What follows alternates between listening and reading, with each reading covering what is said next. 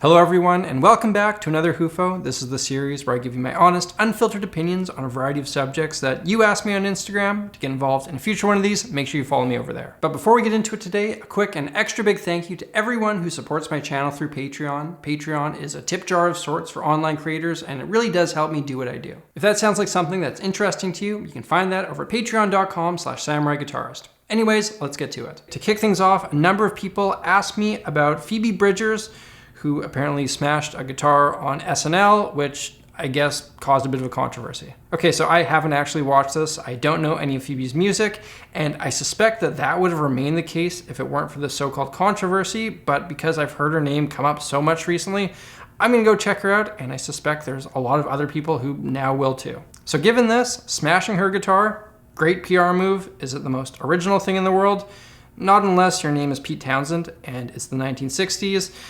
But I don't really feel like there's any real valid criticisms here. Could some disadvantaged kid have benefited from the guitar?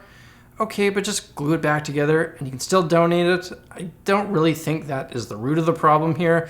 I mean, how many of us have instruments lying around, hardly ever used, that could probably go to a better home and no one's making a fuss about it? Is it disrespectful to the instrument?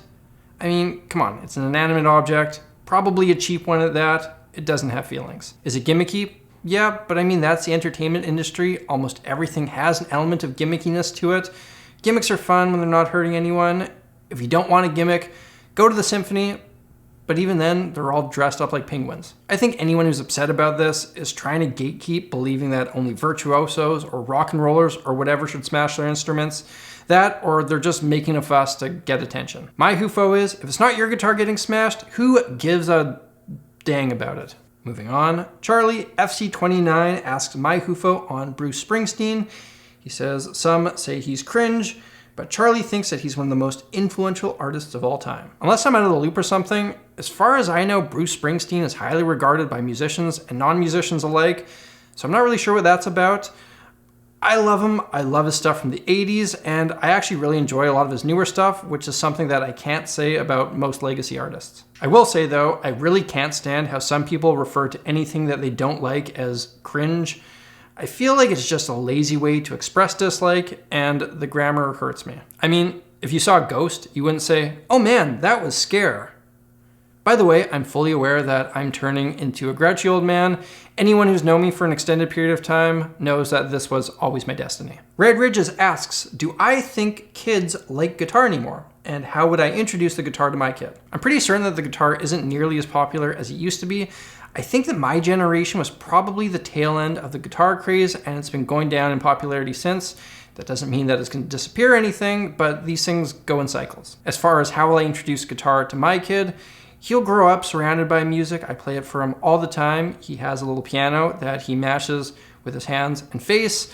But besides that, I don't really have any plans to introduce him to guitar. If he wants to pick it up one day, that'll be up to him. I think the healthiest relationship that you can have with music is when you discover it yourself.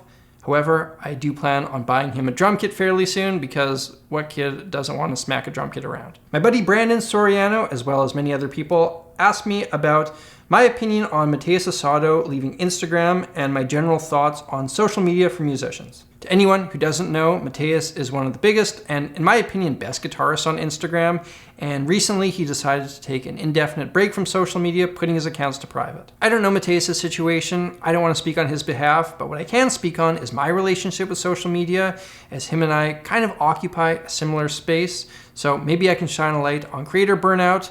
I've got a lot of thoughts on this subject, so bear with me. I think there are a lot of elements within the nature of social media that are really bad for the mental health of musicians who make a living posting online. I've had conversations about this stuff with a lot of my fellow creators, and we all seem to kind of be dealing with similar things. First of all, I think it's important to point out that gratitude and happiness are not the same thing. I can be very grateful that people like you watch my videos while also not enjoying every element of making them. There's also this mindset, and it's something that I know I've been guilty of, where you see someone who's highly successful or accomplished and you think to yourself, what do they have to be unhappy about? Their lives are so good. Regardless of what kind of material things someone has, what kind of following they've gained, or what kind of job they work, if they're upset, then their feelings are no less valid than someone who feels the same way who has less. I mean, spoiled brats aside, If you're upset because you didn't get a Ferrari for your birthday and that sends you into a depression spiral, then f you. Now, I recognize that making a living on YouTube is a dream job for many, and it's about as good as it could get for me. I remember very clearly what it's like to have no following, no money, no career. I really don't want to go back to that. When I do feel negative emotions about my work creeping up, part of me feels guilty. I mean, my job has been largely unaffected by the pandemic. I'm in a very fortunate situation, but I try to take my own advice and remind myself that even though other people may have it worse, that doesn't negate my feelings. But these sort of things make the idea of taking time off kind of scary. The reality of YouTube is the future for people like me is far from certain. I don't know what the algorithm will do to my livelihood if I disappear for a few months. I could come back only to find that interest in my channel has waned, or I could come back and it would be totally fine. I've seen both of these things happen to channels that took extended breaks. And the thing is, the support system that YouTube provides to help deal with this kind of thing leaves a lot to be desired. I took last month off, and that's something that I haven't done since I started posting in 2014. Taking a break was something that I put off for years until I absolutely needed to. I should have done it sooner, and I probably should have done it more often. Another thing to mention about posting on social media is that you always need to be putting in a creative effort, which is unlike any other job that I've worked. Every week, you come up with an idea, you turn that into a video, and repeat. I've done that hundreds of times, and I'll probably do it hundreds of more times. It's not an easy task, and the repetitive nature of it can really wear you down, especially when the ideas aren't flowing. Traditionally, you could write and record an album and then tour it extensively before needing to get creative again. You could essentially ride one big creative effort for years. And don't get me wrong, that lifestyle is taxing in its own ways too. With YouTube video or Instagram post, you put it out, and within a few days, the views have usually trickled down to nothing, and it can be very hard to summon up the energy to do it all again week in, week out. To add another factor into it, at least on YouTube, the algorithm is extremely unpredictable. It's like working for a boss who you've never met, who occasionally demotes you or gives you a raise, and you have no idea why. When it's not going well, you get discouraged and you start questioning your abilities and wondering how much people really like your work. But then you get rewarded just enough to push that aside until it comes creeping back, which it always does. And because of all this uncertainty, I know that for me, I found myself wondering if this is the most successful I will ever be in my life, and if so, I certainly don't want to waste this opportunity. And let's take a second to talk about the nature of recording yourself for social media. When I'm recording a performance of mine on my phone for Instagram, I have unlimited takes to get it right. If I'm playing live, there's one chance, and then I just gotta move on. If I'm in the studio, there's other people there, somebody's paying for it, there's a limited amount of time there too. But if I'm on my own, I have until forever to get the perfect take. This has set the standard for those perfect performances that you see online, and the natural mistakes that everyone is bound to make end up standing out like a sore thumb. So we record it over and over and over again until we finally reach that unrealistic ideal. Every clip that I've ever posted on Instagram has countless takes that weren't up to my liking, and sometimes this stops being fun, but the mindset is, this is my job and I gotta get it done. And all this can be kind of demoralizing when it's so easy to compare yourself against someone else's flawless take. All you gotta do is scroll down and there's someone's highlight reel. Couple in the fact that music is a social art, the pandemic took that away, but it's much easier to be a social media creator when you do it all yourself, unlike, say, playing in a band where you have the support of all your other bandmates.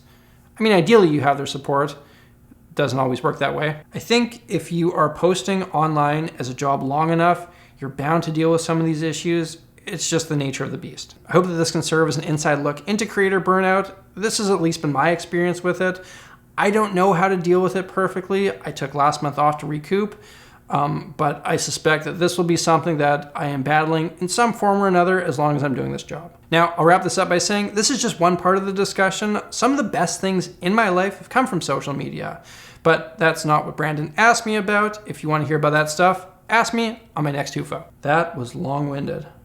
Moving on, Harris Douglas asks, would you rather have followed a music career in the stream/YouTube era or the good old days? So this kind of thing ties into the last topic. One of the nice things about YouTube is that I've built a relatively large audience, and my hope would be that if one day I decide to start doing some live stuff, some people in that audience would come out.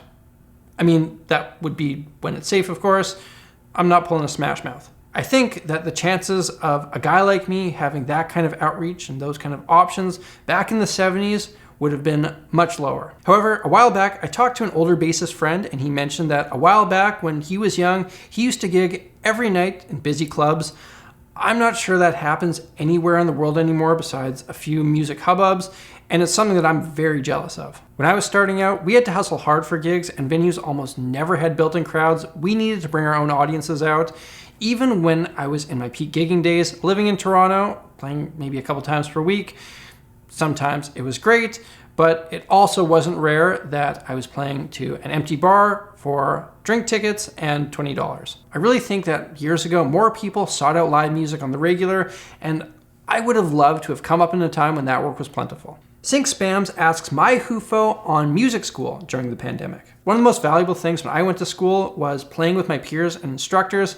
You can't do that online. If I was still in music school this year, I probably would have taken the year off, unless there was some major discount on the tuition. Next up, Odd Lockhart asks my HUFO on the fact that anyone can make a rap beat hit from their bedroom with little to no knowledge of music theory. I think it's great when there are low barriers of entry, more people can express themselves through an art, which I generally believe to be a positive thing. As for music theory, remember that it's a tool to make it easier for you to create.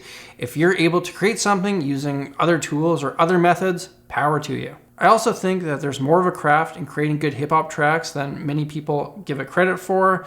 Sometimes things that sound simple aren't as simple as they appear, and other times the simplest answers require the most skill to find. I've heard a similar sentiment echoed about pop music or mainstream country, but if you really try to create that stuff at a world-class level, you'll realize how difficult it is to get to that standard. And last for today, Heavy Metal Gaza asks my honest, unfiltered opinion on why rock is dead. That is a hard question to answer. I think that you got to start by asking what is rock. That is a huge umbrella term, and I think that you can hear elements of what would traditionally be considered rock music alive and well in the mainstream. The attitude, the lyrical content, electric guitars, they're still there if you look for it. But if you're wondering why bands that sound like Aerosmith aren't topping the charts anymore, well, things run their course. Artists are always looking for different and new sounds, and a lot of what you hear in the mainstream is influenced by the tastes of teenagers, a demographic that doesn't usually want to appeal to their parents. Rock and roll doesn't seem fresh and rebellious when it's something that your grandpa would enjoy. So, new trends emerge that haven't been explored as much. And sure enough, the older generation says the same thing that the generation before them said about them. Music back in my day was so much better. There you have it, another HUFO in the books. If you'd like to get involved in a future one of these, make sure you follow me over on Instagram. An extra big thank you to everyone involved in my Patreon program. The support of my patrons is crucial to what I do. If you've wondered why some people comment on a video before it's been released, that's because early access to my content is one of a number of things that I offer through that program. If you don't know, Patreon is an online tip jar with numerous rewards. If you'd like to learn more about that, you can check it out at patreon.com/samuraiguitarist. Thank you all for watching. If you want to get caught up in the HUFO series, hit that link up there. If you're new here, hit that subscribe button and ring that bell to stay tuned for a wide range of musical content. If you've got something you'd like to add to the discussion, let me know in the comments. And if you enjoyed this video, hit that like button. Until next time, I'm Samurai Guitarist, and I will see you again soon.